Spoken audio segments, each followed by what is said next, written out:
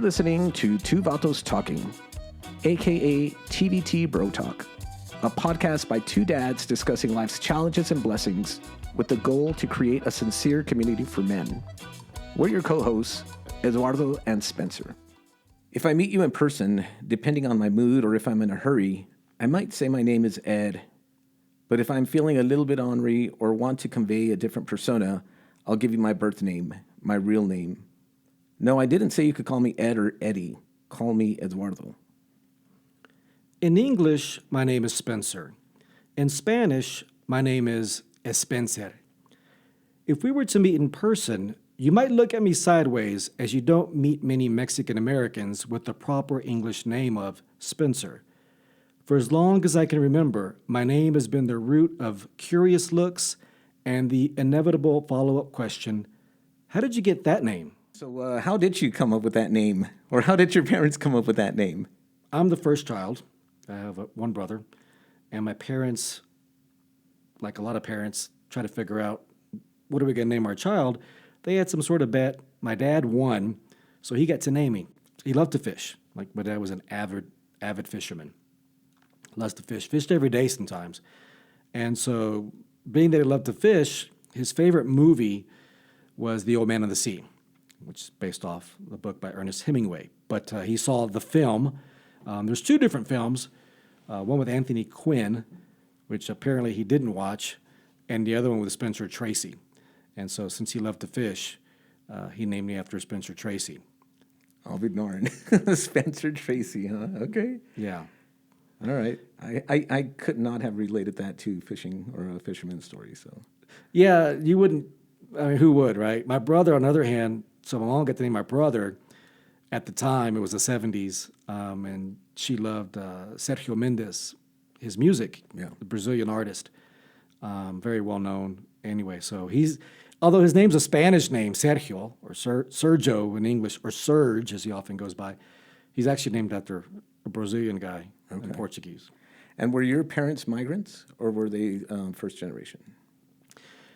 Well, that's a whole other story, right? We could probably spend another podcast about that. So I was born and raised in Houston, Texas. Yeah. My dad was born in Houston in his house. My mother was born in Galveston. So on my mom's side, because when people ask that question, right, they say, well, where are you from? And I would get that question a lot, right? Especially when I go to Mexico, when I would travel since I was a kid, teenager. And that goes back to that pronunciation, right? Where in English, it's Spencer. There's no other way to pronounce it. I mean, you could, make it a nickname, Spence, something like that. Right. But in Mexico, I really didn't have another name. I mean, I have a middle name, which later on I went by in Mexico, which is René.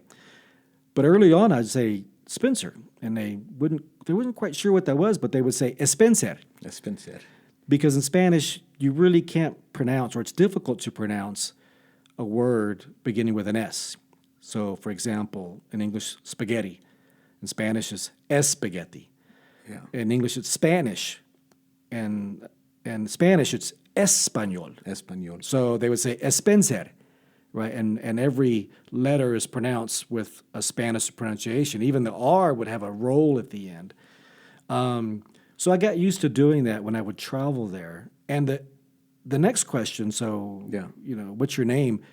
The next question almost always was, until this day, mind you, was ¿de dónde eres? Where are you from? And because they're not quite sure what to make of me in Mexico, for example, and sometimes here too. And I would say, well, I'm from Houston, soy de Houston, which is, people not sure what to make of that. So I got used to saying soy tejano because Mexico is very regional, as you know, right? People are Chilango or, whatever state they're from. Right.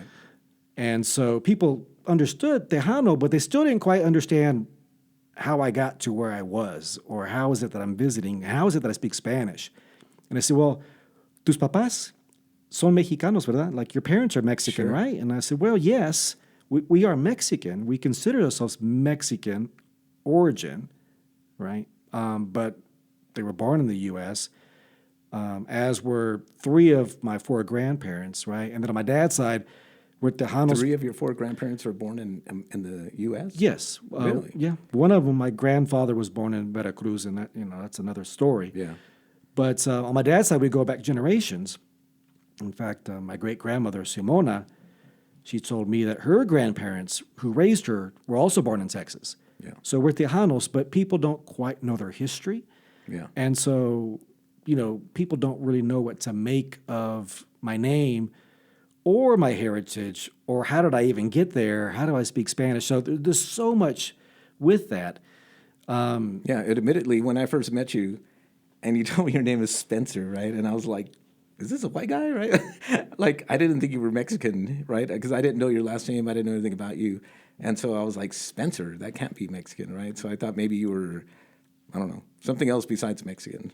I get that a lot. I mean, even my daughters, they would tell me, hey, Dad, you look white. All my friends think you're white. Yeah. I don't think I look white. And for those who are listening to this podcast and they're, maybe they didn't grow up with this sort of color identity. I know it's also kind of popular within the African American community, but there is certain sort of the spectrum of colors within Latino identities, right? So when you're talking spectrum of color, you're talking about skin color. Yes, Yeah. right. Because you're light skinned too, but it didn't faze me that you said my name is Ed. Yeah. But later on in a text conversation amongst other people, someone said Eduardo, and you corrected them. Oh, yeah. And you said, no, my name is Ed. And then you purposely, and I thought it was a mistake at first, but then I reread it in another spot. You purposely put 2 Ds. Everybody asks me why I put 2 Ds when I use Ed. Everybody. And I'm like, why not, right? So 2 letters for a name just doesn't seem like a name, right? It just almost seems like an abbreviation or something. And so then if you look at the name Eduardo, there's 2 Ds in it, right? So it's just Ed, right? So EDD. Well, there are 2 Ds, but they're separated by some other letters. Right, yeah. But, I mean, I just kind of went with it. And then, people ask me why all the time, and I'm like, I don't know, why not? Yeah. Right? I didn't know what to think of it. I was like, well, did I mispronounce it? Is it Ed? No. Duh? Is it Ed? Duh? But no, it's just Ed. So in fact, with 2 Ds. oh my God, I'm dating myself, but back when we would text with the old flip phones, Yeah. I would put my name as E, capital E, and then H and capital D. So it's Eddie. Oh, okay. So anyways, all right. Well, so yeah, 3 out of my 4 grandparents were born in the U.S. My mom's mom was born in Galveston as well. My mom's dad was born in Orizaba, Veracruz. My dad's parents were born in, let's say, the Houston area, the Gulf Coast area. Right. Fannin, Texas, and the other one I believe is from San Antonio. But what about your parents and grandparents? So I guess I'm first generation. So I'm kind of like no. So my parents were migrants, right? And so they migrated to El Paso from Juarez in the 60s. And so I'm the youngest of 7. So my oldest brother and my oldest sister were born in Juarez. And then they became naturalized citizens, I think, well into their teens, I think. Anyways, I was born here. I was born at Thompson General. It's now called UMC. Never thought I was going to stay in El Paso, but here I am, right? And so when we talk about names, and so my idea for our first podcast was like identity. So first for people to just understand who the hell we are, and then a little bit about like our background, right? And so growing up, my nickname was Lalo, right? So it was Lalo, and that's all I knew. And then when I went to kindergarten, nobody called me Lalo, right? My teacher was Miss McDonald. All of our teachers in elementary school were all white, and they called me Eddie. And so then Eddie just stuck with me all through my elementary school years.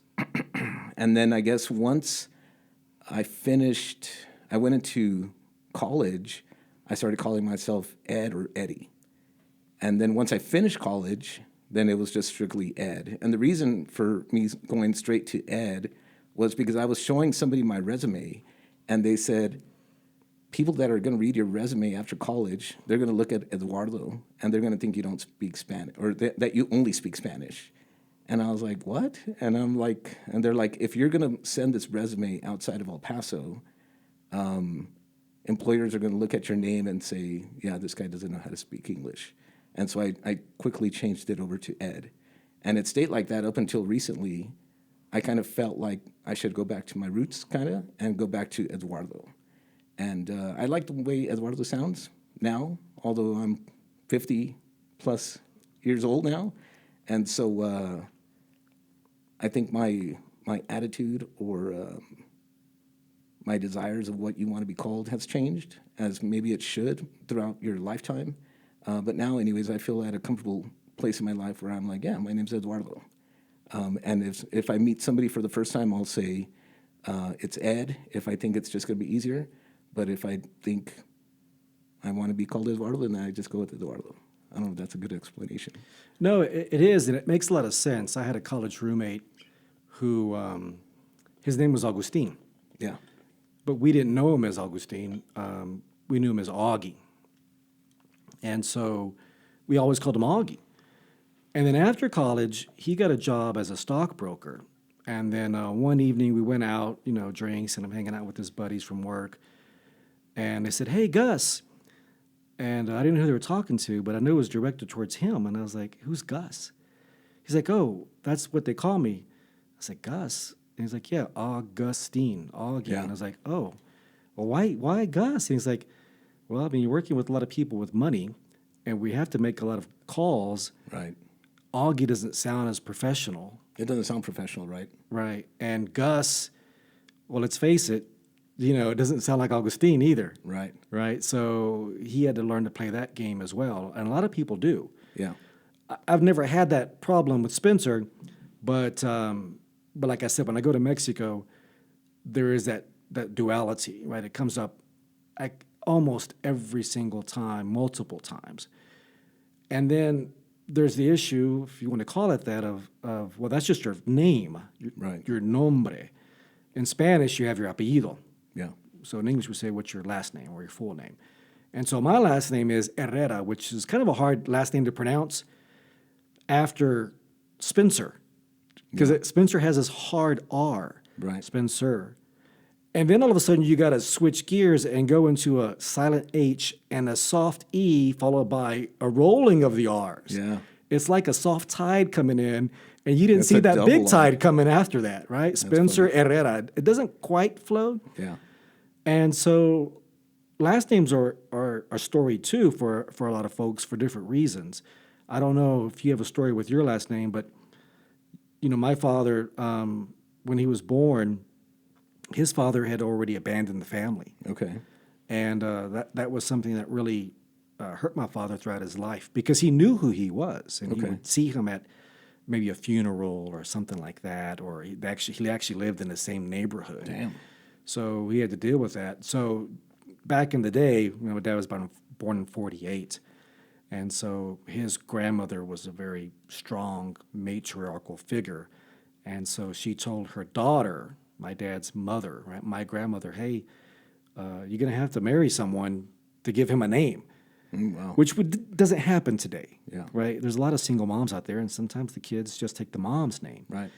So she married a guy by the name of David Herrera, and even though he wasn't my father's blood father. Oh, wow. My dad has his name, and therefore I have his name. Wow. Right? And my dad was always, I think he was proud of that name, but he always asked me several times, do you like your name? It's like, yeah, Dad, I like my name. He goes, or, you're proud of your name. And I think that was something that, was in the back of his mind. I wonder if he struggled with that. Well, of course, there were issues there for sure. And I didn't really think about it too much. I mean, it's just what it is. And I took his, that's the name that I was given. But so names, have these deep complexities. Huge. Some people, maybe they've had the same family name for generations upon generation. Who knows? Right. But I think a lot of us, particularly people who either migrated to this country or the country migrated to them, right? Because of the U.S., Mexico was part of the U.S., our identities have changed, and depending on who you are, for different reasons. So mine, has double complexities, if you will, and then also on both sides of the border. I don't know if you have anything with your last name. Yeah, so Eduardo Natividad, right? Natividad. I have two children now, and my youngest daughter is 13, right? And she's middle school, and everybody, including the teachers, call her Christmas, and because they think Natividad means Navidad, right? And she hasn't corrected them, and now they just it's kind of stuck to her, and so now they refer to it as Christmas, which I find curious because it's not Christmas, and she knows it's not Christmas, right? I was living in D.C. in 2021, and I met this instructor, and he asked me what my name was, and I told him, and he was this black gentleman, and he goes, "Oh, Natividad," and he said it perfectly, right? And I was like, "Yeah," and he goes, "Oh, yeah, that's the birth of Christ," and I was like, "Holy crap! You're the first person outside of El Paso who ever even got close or nailing what my last name means, right?" I was always really proud of my last name. That comes from my father, of course, and it's growing up, there was not very many Natividades, and I think there was a long lineage of like doctors or like teachers who had the name Natividad, because everybody always asked me if my dad was a teacher, and so growing up, I didn't know any other Natividades except for our family, but now there's more and more Natividades as I go around, and it's also a first name. So if you go to Mexico, you'll hear people who their first name is Natividad, which I find completely interesting, right? I couldn't imagine having Natividad as a first name, but that's just me. So having to hear my name butchered all the time, ever since I was a little kid, even at my daughter's school assembly, they named her, it was like Emma Nartardidard or some craziness, right? They like threw some letters R's in there, and I'm like, oh my God, there's not even an R in Natividad. But it just goes to show, some people they want to maybe work with you and try to pronounce your last name, and other times I just, I'm not offended by it, but it's just like, okay, I'll just pronounce it for you so you don't butcher my name. And that's not even, in my opinion, a difficult name. Right. There are a lot of Spanish surnames out there that are challenging, and first names. People will hear my name, Spencer, especially in Spanish. Es apellido. Is that a last name? I was like, no, that's my first name.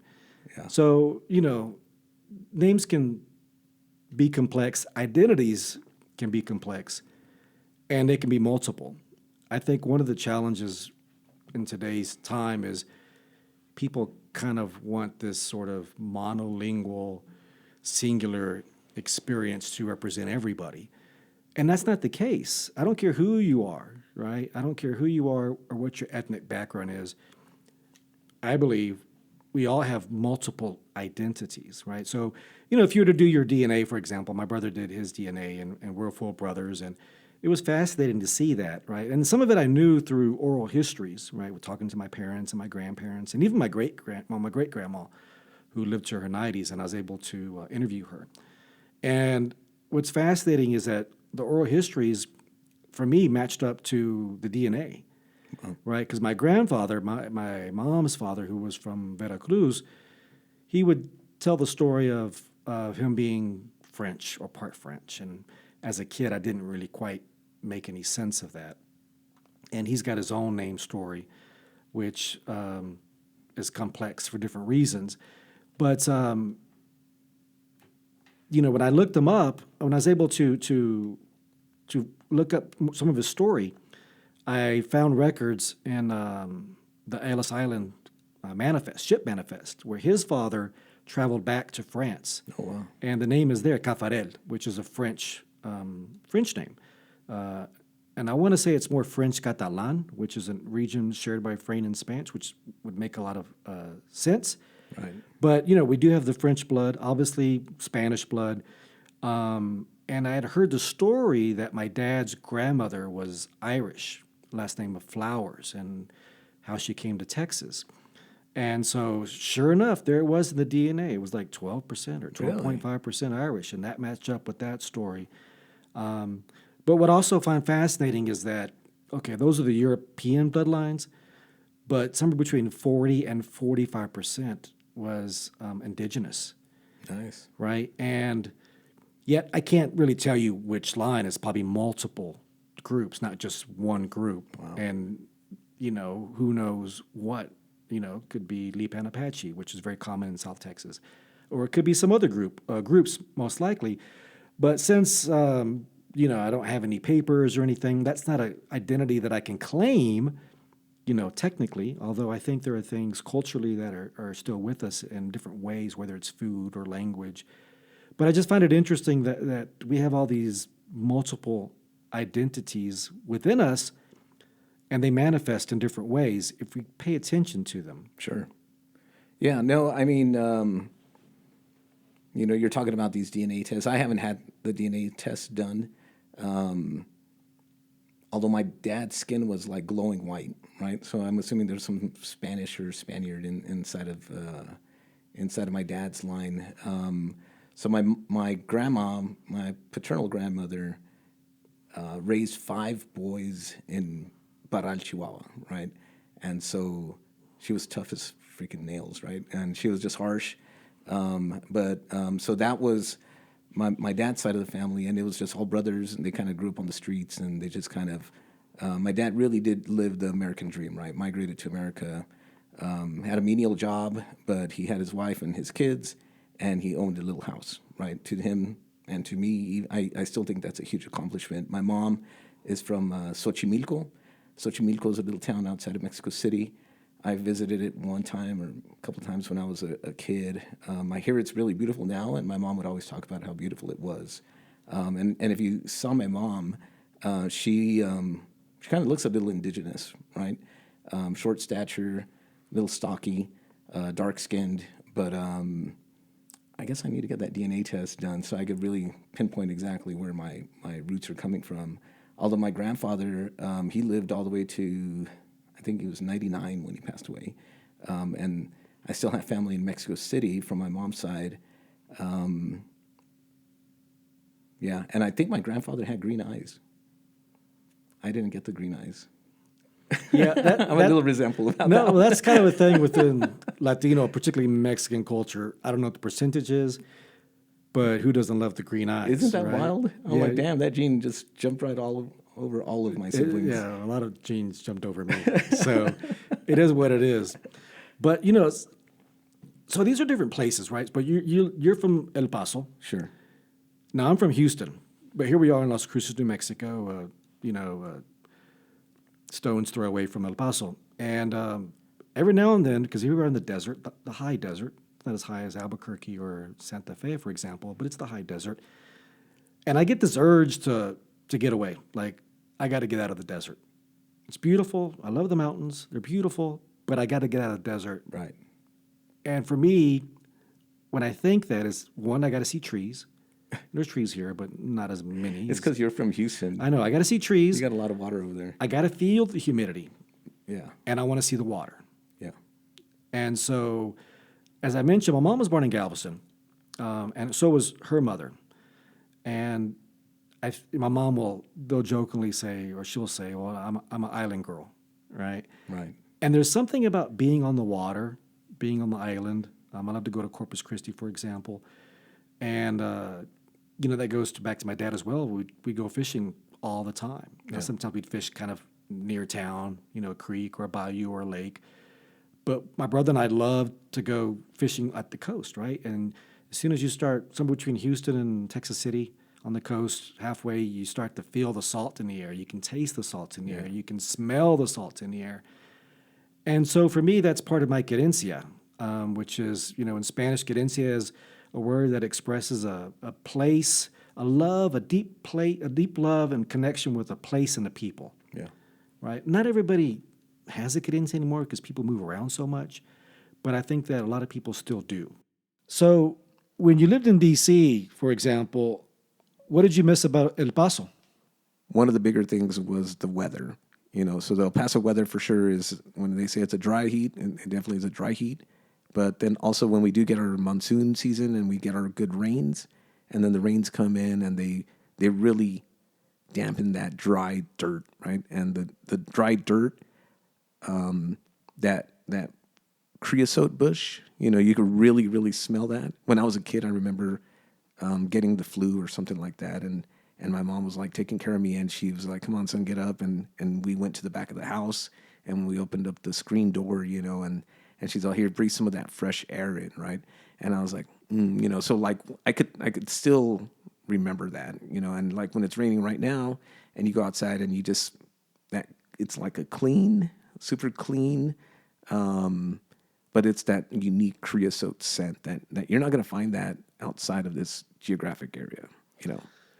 Yeah, when I moved to Albuquerque years ago, I also smelt that smell, and I was like, "What is that?"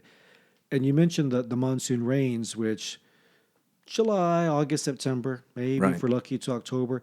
That's when you really smell it. I think it's a mixture of the monsoon rain and then the heat, and then something with the creosote bush, I think of the dirt too. the Right? dirt. Yeah, It's and dirt is, I have nephews that like would come visit from Dallas, and they were fascinated with rocks, and they were fascinated with dirt because in Dallas it's all grass, and there is no dirt. We take it for granted here, but when you have that dirt and it's freshly rained on, and then you have all that super fresh scent, I just really enjoy that part. yeah, and it's hard to explain it to someone who's never smelled it.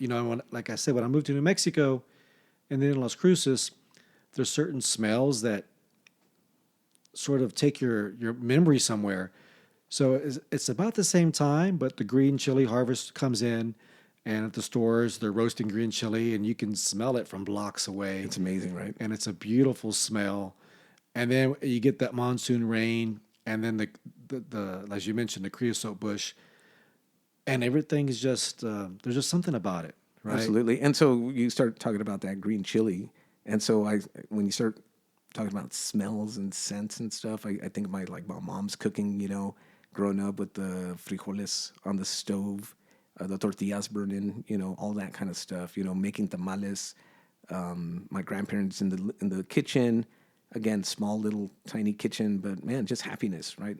So that's the kind of stuff like when I think of El Paso, I think of like my grandparents, my parents, the weather, the rains, the sunrises, sunsets. All those things are super unique, especially to this area of the country. Right. And then, just thinking about names, which is this episode is about our names. And so the creosote in Spanish, they call it creosote. Grasote. And then, which is the words end in ote or ete or ate. It's a very Mexican Spanish. It comes from the Nahuatl language. And so you hear these words and then you hear you smell the smells, and there's just something unique Yeah. about this region from, El Paso, far west Texas, up into northern New Mexico. But what about El Paso? Because El Paso, although it's a short name already, it has a nickname, Yeah. which So I find fascinating. yeah. And so just a quick story. One time I was in college and I was working in Roswell of all places, right? And in Roswell doing some construction work. And these guys go, "Hey, where are you guys from?" And I said, "From El Paso." We said, "We're from El Paso." And he tells me, "Oh, you guys from El Chuco?" And I was like, "El Chuco?" And he goes, "Yeah, man, I've been to El Paso." And so that was like the first time somebody called me like from El Chuco. And so now I know that this is like El Chuco, right? I use it in my artwork. I tell people that I'm from El Chuco, and it goes back to the Pachuco era, and it's one of these nicknames that have just stuck to El Paso. Some people might not really like the name Pachuco or Chuco. I enjoy it. I think it's cool, and I think it reflects part of our culture, our unique culture here in the region. And there's a whole power in the whole naming thing, because that's the name, El Paso. But some people, as you mentioned, call it by its nickname, El Chuco. And it kind of reminds me of this story by Sandra Cisneros. She's a famous Chicano author. And it comes from her book, The House on Mango Street, very well-known book. And early in the book, I even want to say it's the first story, actually. It's called My Name. Yeah. And it's about the main character. Her name's Esperanza. And Esperanza writes about how she hates her name. It's too long. It kind of means hope, right? It kind of means waiting, esperar, to wait or to hope. And so towards the end of the story, she decides to rename herself. And you can feel the energy change in the story in the sense of self-empowerment. And she's like, no, I'm not going to go by Esperanza anymore. I'm going to rename myself. And she goes through a list of names. And she decides on ZZ the X, which can mean a number of things. Right. It's kind of this, it's like in math, what is X? What does X stand for? Right. What's the value of X? Well, it can be anything. And that's kind of what the story means to me. It's like, I can be anything. Right. I can even change my own name, right? I get to choose who I am. And, that reminds you of both of our stories in a way, but you've had so many names all coming from one name, right? I met you as Ed, but now I've heard you say many times, introducing yourself as Eduardo, but you told me that growing up, people called you Eddie, people called you Lalo. Well, you've had all these names, and yet you're just one person. Right. And so it's an evolution. It's part of the evolution, just part of growing up. Okay, so my name started out as Lalo when I was a kid. It turned into Eddie when I was like in my elementary grade school years. And then it turned into Ed. Some people would call me Edward. I never really cared for the name Edward. I don't know why. And then now I refer to myself as Eduardo or Ed. But mostly I'm going with Eduardo right now. Now, I've been really happy with my last name. I'm really proud of that one. And so I never really felt the need or wanted to change that. However, I have started up like little side gig and business adventures. And so the first one I did after college was called Oculus. And that's the first business I had that I would like design websites and I would do graphic design. And then a friend of mine, he's a business owner and he's like, hey bro, like nobody knows what Oculus means, right? And so you got to make it really easy. So then I switched over to Creative Punch. It sounds cool. The Oculus sounds cool. It there sounded cool, but I don't know. Does it deal with octopi or like, I don't know what it is. Like, what do you do? Yeah, exactly, right. And so like I studied a bunch of art history and stuff in college, and that's where the name came from, right? It's an opening inside of a dome that lets light in. I would have never guessed that. Yeah, there was actually a game system called the Oculus game system, right? So there was and so I had a really cool logo. I designed all that stuff. Anyways, it was great. And then I just moved on from that name. And then I did Creative Punch, right? So then Creative Punch takes no explanation to like explain what that is, right? And so then Creative Punch stayed for a long time. And the evolution on that one was I was doing graphic design mostly.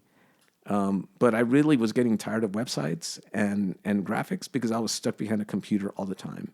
And so then I decided I'm going to focus on photography because it'll get me out and it'll take me to events and whatnot.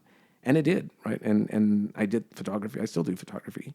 But it got me out from behind a computer screen and out interacting with people. And I could choose what I wanted to do in that endeavor, right? And that was really satisfying.